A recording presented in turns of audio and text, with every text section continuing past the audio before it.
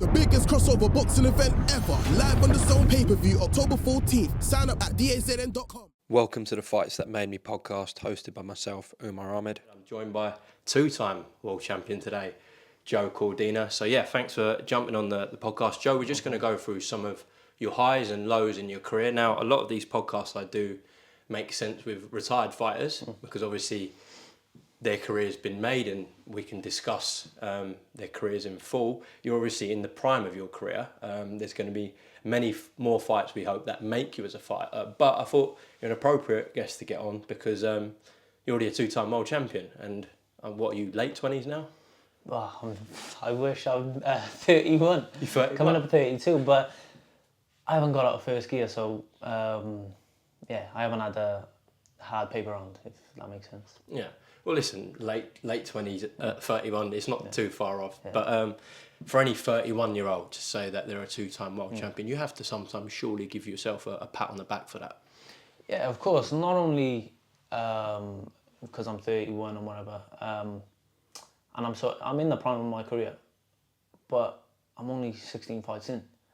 I turned pro when I was 26.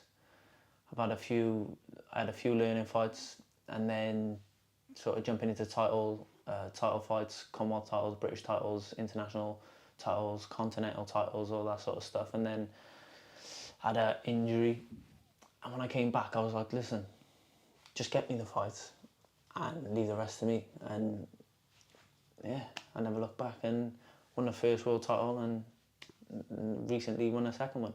Yeah, absolutely, and we'll go through all of it. Let's go right back to the start in terms of your professional debut, April 2017, against Jose Aguilar. Yeah. Just talk to me about that moment, first stepping in a professional ring. Obviously, we know about your amateur career and boxing's been your whole life, but it must have been a different feeling. Yeah, it was completely different to what I felt. And in a sense of, I didn't have the nerves I had than when I was an amateur. I didn't have the same. I had butterflies, but I wasn't overly nervous. Obviously, it plays a part in that I know I'm in with a journeyman. I'm expected to win. So yeah, he's gonna be a bit tricky and stuff and hard to get out of there, which I did end up stopping him in the fourth round. But I think that had a part to play in with my nerves and stuff. And obviously it was my debut, so it was memorable. It was a memorable day, April 22nd, 2017. John Ryder was on the card as well, fighting Rocky Fielding. And I remember in the change room, Spider was in the change room, so it was familiar faces in the change rooms, and yeah, it made me a little bit more at ease. But it was a good fight, to be fair. And then getting out of the ring after that win, was it like the weight of the world was off your shoulders? Yeah, because it was my pro career was it sort of, how can I say, it took off from there. And a week later I'm boxing in Wembley Stadium on AJ Klitschko. So yeah, I just couldn't wait. After I got out of the ring, I thought I was the kiddie, and I couldn't wait for the week after, and I couldn't wait to fight again. So it was a nice feeling, nice moment. Big moment for yourself. Let's fast track to your first major title and headlining your first card as well. In Cardiff, I remember being there. I think it was the Ice Arena, wasn't it? Ice Arena, yeah. Yeah, so that was August 2018 against Masha Dodd, and I think at that time, Masha's been around for a long time, and that was considered, I think, probably your first big step up. Is that a fair statement, Joe? Yeah, I would say so. I had an international fight against I can't even think of his name now. But anyway, that was a title, but I stopped him in the fourth round.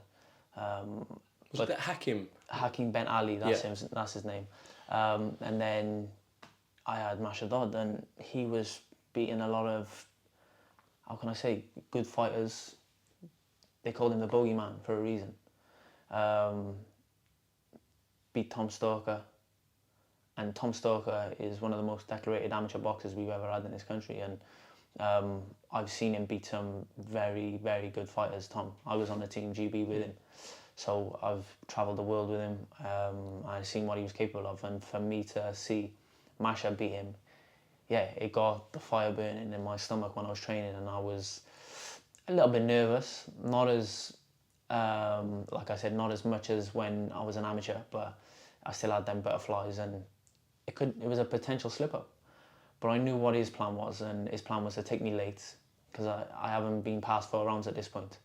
And yeah, the first few rounds, I was just nicking the rounds, first like 6, and I could see him trying to up the pace. But I knew what he was trying to do, and yeah, 7 and 8, I've started feeling the pace a little bit. Then I had a second wind, and then I started putting my shots together, and I wasn't going to try and get him out there because I know how dangerous he can be. He's fit, and he puts it on fighters down the stretch, so I didn't want to try and open up and gas myself. But I'd just done enough to win, got the 12 rounds out, and I think it's just stood me in good stead for future fights. And we know your ambitions coming in as a top amateur, which you've now achieved, was of course to go right to the top and winning world titles. But just like your professional debut, where you would have had a lot of pressure off yourself, to bag the Commonwealth title, which is a major title, how was that? Yeah, that was a great feeling also, because same again. I think it was my 8th fight, is it? My 7th fight. It might have been my 6th or my 7th, I can't remember, but to have 2 titles by then and fight, being involved in a 12-rounder and beat someone like Masha Dodd, it was a great feeling. I felt like I earned it, and like I said, it was a potential slip-up. It was like a sink or a swim. Can he fight? We'll see now. Chuck him in with Masha, because he's beat a lot of good fellas, like I've said. So yeah, it was a good feeling. And then of course you bagged the British title against Andy Townend as well, and you had your first defence against Gavin Gwynn, former Welshman, in August 2019. And you just told me before we started this podcast that the first time 2 Welsh fighters have fought for the British title was your first defence, as I said. Again, Gavin Gwynn, someone very experienced, still going strong now, Gavin. But yeah, beating a fellow Welshman rather, and defending your British title, how was that? Yeah, that was amazing. It was we boxed on an amazing event, amazing night on Lomachenko and Luke Campbell, and it was like you said, the first 2 Welshmen to fight for a British title in so many years. I think it may be between 30 and 50 years or something like that. So yeah, it was good, and it's not only that we know each other. We were on a Welsh team together. I think I just left as he come on, and we were in the same gym. We never really sparred much. I think we sparred a few times, but nothing major. So it was that was a great fight. He's a lot bigger than I remembered when I stood next to him in the press conference. Because he lives on the other side of, well, not on the other side, he lives about 40 minutes away from me, so we don't see each other often. And then from when I last seen him in the gym, it's like he grew about 4 inches. He was massive, and at the weigh-in, I thought, he's not that big. Then on fight nights, he was huge. So yeah, but it made up for a good fight, because my speed, my ring IQ, and his brute strength and come forward fight, it was an exciting fight, and it was all action. Away from the fight itself, as it was a fellow Welshman, I know you didn't know him personally that well, but maybe it was like the passing of the torch within, Welsh boxing, because had you lost to him then, that would have been a major setback in your career. And also, was there the extra pressure of a lot of people I know Gavin, in the same sort of circles within Welsh boxing. If you lost to him, it would have been a little bit more of a stinger.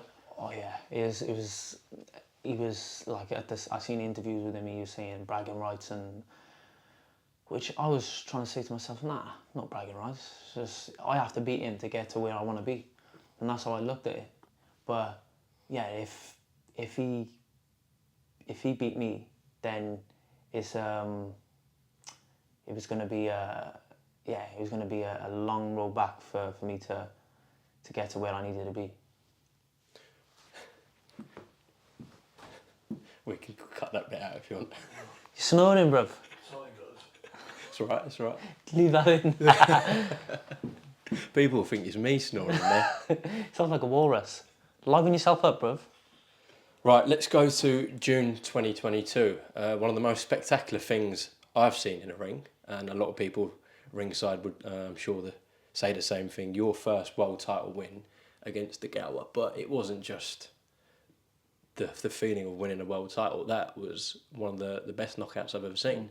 And you weren't. I know you had a few stoppages in your career up to that point, but I don't think you was known as a massive puncher, Joe. So where did that come from? No, this is what I've had to explain to a lot of people.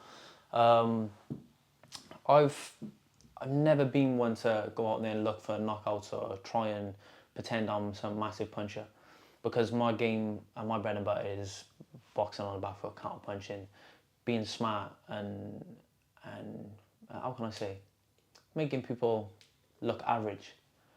So that's what I've known was known as. But I stopped a lot of the fighters coming through when I was at the start of my career. And in 16 fights I've had 9 stoppages. But for 4 of them fights I was fighting with a damaged hand, broken metacarpals, and I was having to get injections in just to mask the pain. Just for me to get through training camp. And then when fight comes, one punch, my hand's gone again. So I'm constantly pulling back off shots and just, how can I say, gritting my teeth just to get through the fight. So it was, but then when I got my hand operated on, I came back and I stopped Joshua Hernandez. Same right hand. That's when I felt I can start letting it go now, because in camp I was still pulling back because I hadn't used it fully for so long. So yeah, it was a nice feeling to get that knockout, and then we moved on, and I boxed Catch Ryan in Liverpool, and as soon as I let him, he felt my right hand, he was gone on his bike and he just didn't want to know.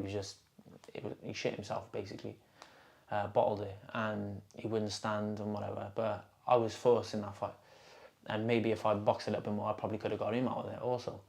And then we come to Ogawa.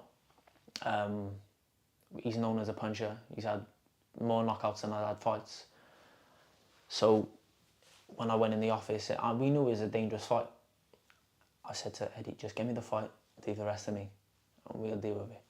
And me and Tony study, especially Tony. Tony's studies fighters all the time, and yeah, I watch certain fighters, especially the fighters I'm fighting. I watch them, maybe a round or 2 of them, and then I leave the rest to Tony, and then I'll recap a week before. So we set up a perfect game plan, and we were throwing 2 shots.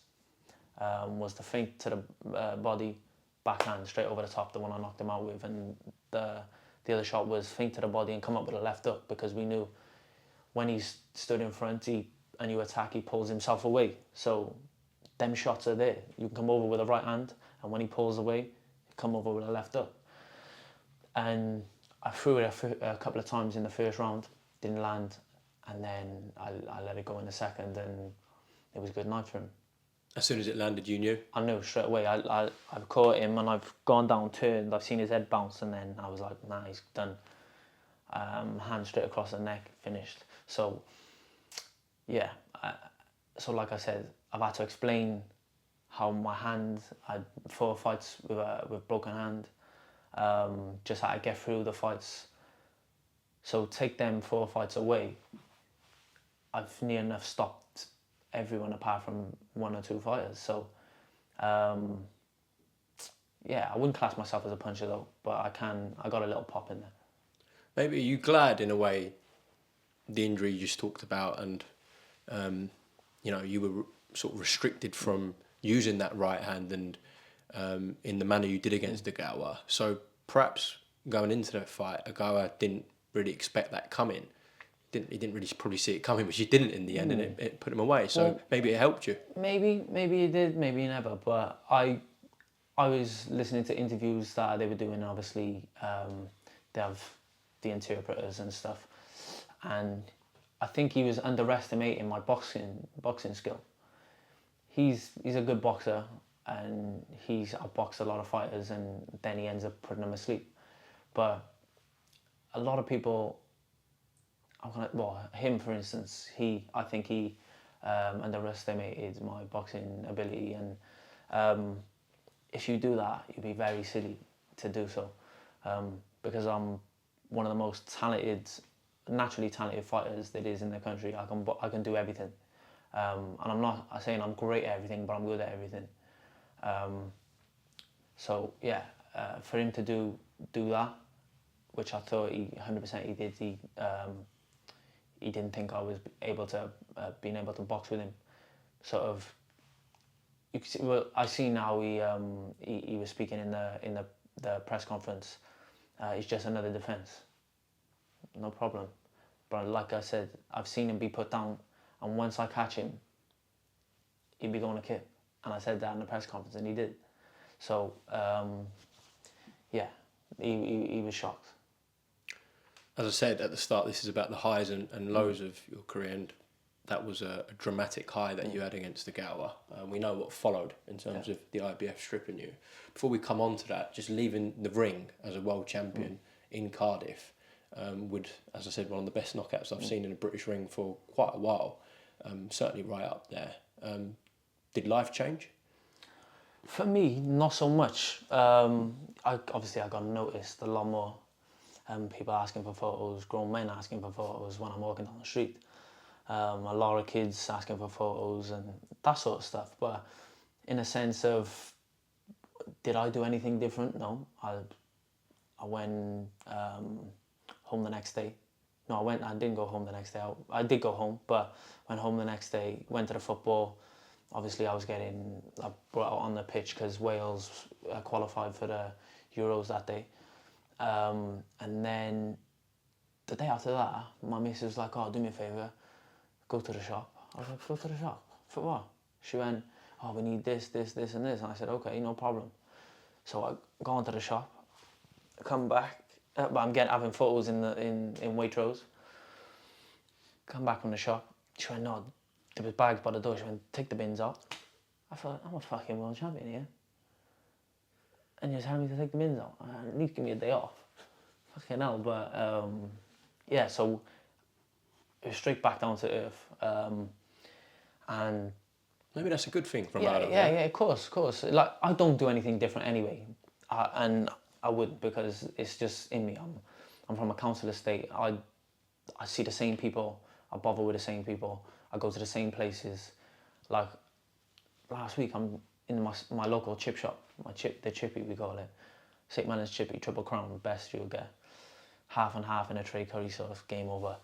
And I'm sat on a wall, but outside, and I'll sit there for a half hour because people are coming up and chatting, and I know everyone there anyway, so we're just having the banter, or I'm speaking to people I haven't seen in ages. And that's what, I don't go anywhere and don't do anything different than I'd done before I was a world champion, or even before I was a kid. So yeah, it's just not in me to do that. That's interesting to hear. Let's talk about then the IBF stripping you. How shocking was that for yourself? Yeah, it was bad. Do you know what? I thought, this game ain't for me no more. I said, like, you get to such a high and then to come down to such a low, being stripped of a lifetime of work. Yeah, it was a bit of a fucking shitter, really. But listen, everything worked out in the end, and the way I look at it, God puts you on a road, at a certain road for a reason, and yeah, it was meant to be for me. It wasn't.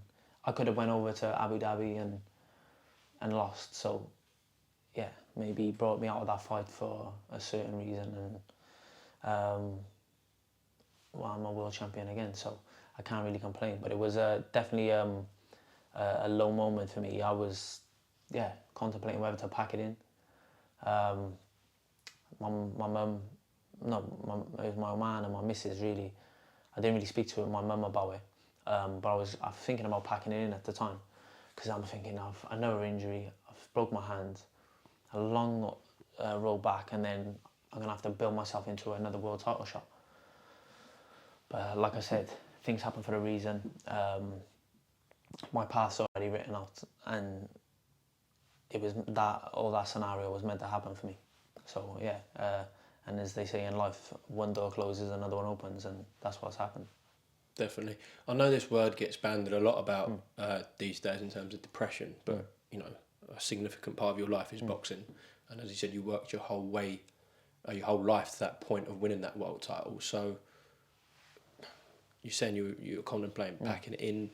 Did you feel like at the time in life you were perhaps a little bit depressed? Yeah, I don't like using that word, but yeah, if I had to express the feeling or chuck a word out there to explain what I was feeling, it would be depressed. I was depressed. I didn't really want to go out, didn't want to see people. I was just sat in the house eating takeaways and doing nothing really. I didn't want to train, didn't want to do nothing. And like I'm snapping at people. And people are talking to me about boxing, and I'll talk all day, I'll be honest. You like, say if someone stops me in the street, I don't even know them, but I'll start talking to them. They have to leave before I stop talking. So like, if they say, oh, well, I gotta go now, I'll say, no problem. But otherwise, I'll carry on speaking until they're ready, do you understand? So, yeah, I didn't want to speak to no one. And like, I was getting offered to go certain places, and I was like, nah, not for me. So yeah, I would say it was a bit of depression. Okay, but moving on to April 2023, putting that behind you, you did get that opportunity in a relatively quick time frame, which you definitely deserved. One of the most ferocious fights I've seen. And again, you were involved in two great world title fights, completely different. A really high pace you and Rakhimov set, and there were peaks and troughs in the fight, but felt like most people thought you won the fight and dominated the fight. Apart from one of the scorecards was ridiculous, wasn't it, Joe? I don't know what he was smoking. But it wasn't from this planet.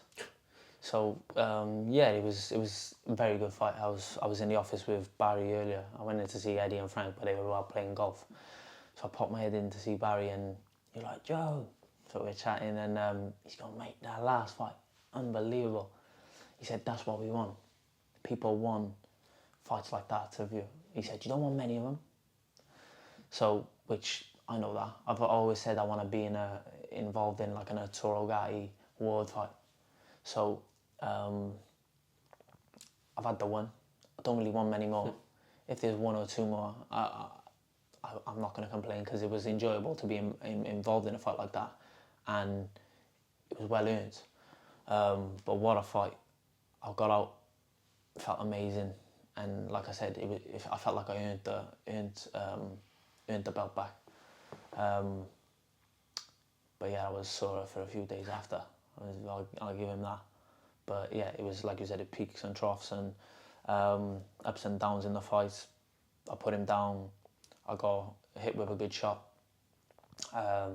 People thought I was gone, but I wasn't. It was just a quick flash. Set myself, try to grab hold of him. He's trying to wrestle.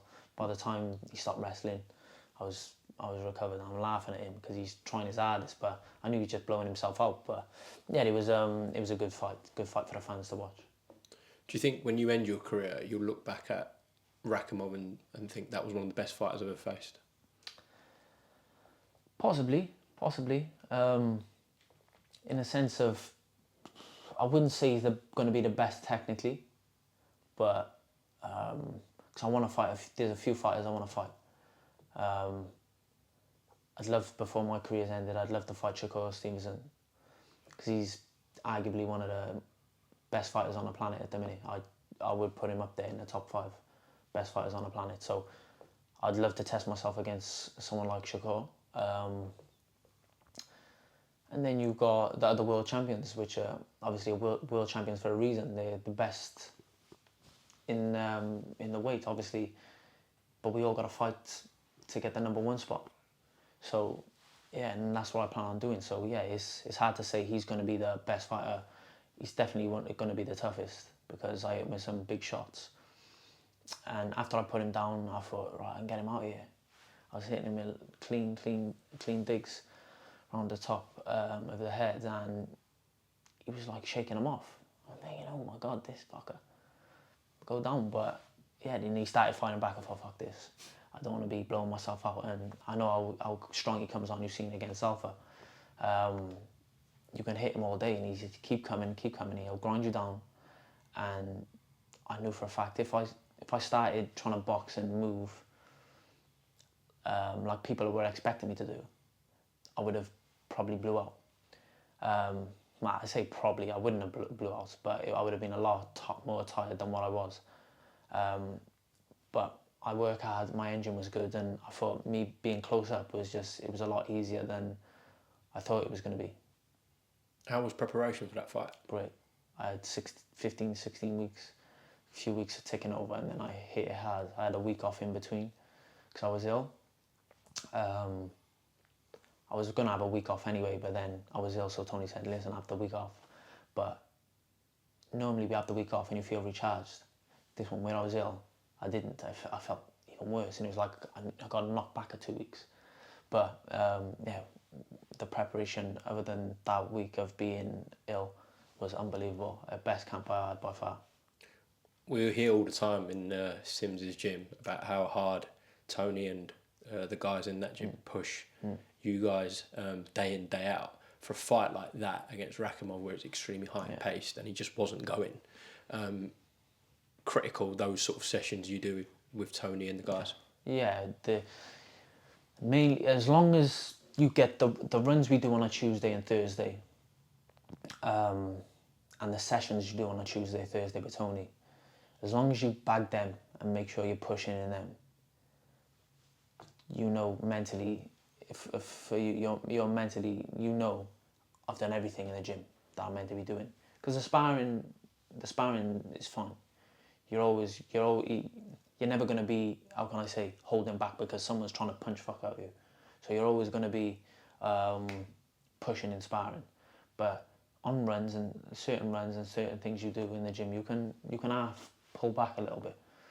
But if you do, it's going to play on your mind closer to the fight. Oh, I shouldn't have done that, or I should have pushed more, or I should have done one more.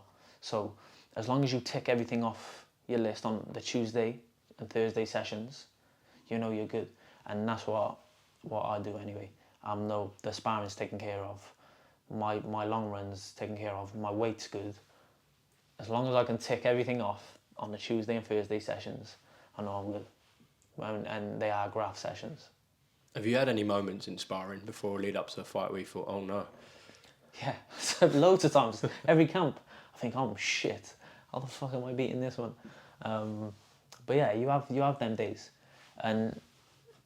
but I try not play on them. Like, you have good days, you have bad days, and people will come in sparring. Say for instance, I have a 10 or a 12 round spar. I might have 2 or 3, especially in a 12 round spar. I might have 3 guys coming in, or in a 10 round spar, 2 guys coming in. Sometimes they know they're sparring me, and I've known them to do this. Certain fighters, if they know they're sparring me tomorrow, they might have the whole day off today. They're fresh. I've already got up, done my run, or done my hill sprints or whatever, and then I'm coming in the gym to train. I've had an hour kip and then come back. So they don't know how hard of a week you've had, or how hard of a day before you've had, or the morning, what if you've done anything in the morning. So I don't really take notice of sparring. Obviously you're still trying. If you have a good spar, it's always a good confidence booster. But if you have a bad spar, you just got to let it go over your head, chuck it out the window, and then pick up again on either Wednesday or Friday.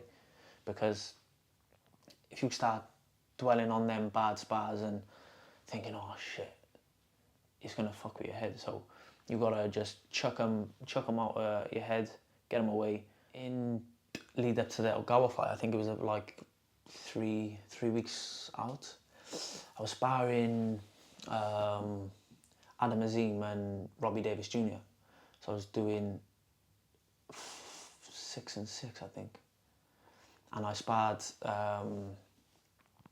Adam, and they're both big boys and they both can punch, they're both strong. I sparred Adam first. And I've walked in and he sort of fainted. So I thought he was going to throw a jab and I slipped. But as I've slipped onto like a left screw uppercut. And as I've gone down, I thought, oh, fuck. He's and I've never had a nosebleed. It wasn't a proper nosebleed, but it was a little bit of blood up my nose. And no one knows this really, apart from people close to me, and Tony.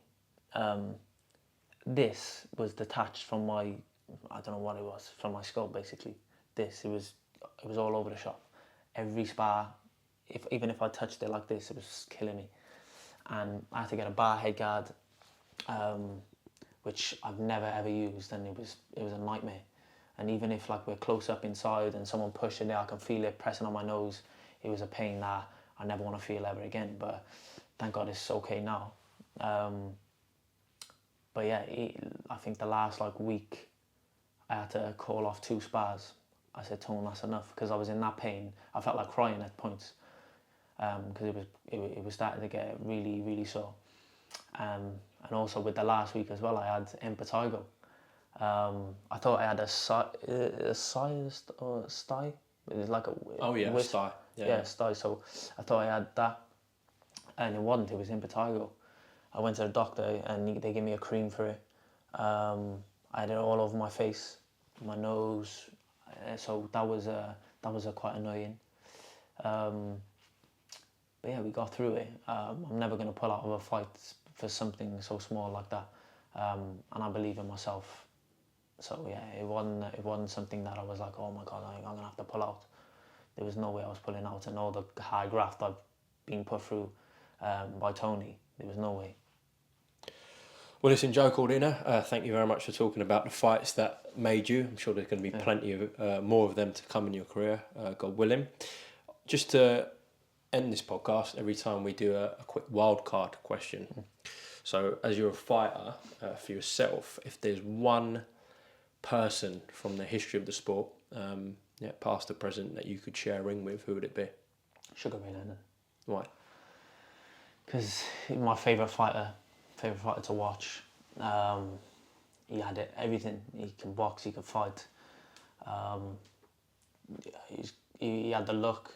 He could do it all, and I'd get filled in. But I'd definitely love to share the ring with him. He had everything. That wraps up today's episode of the Fights That Made Me podcast. Please make sure to like, comment and subscribe, and we'll see you next week. Thank you very much.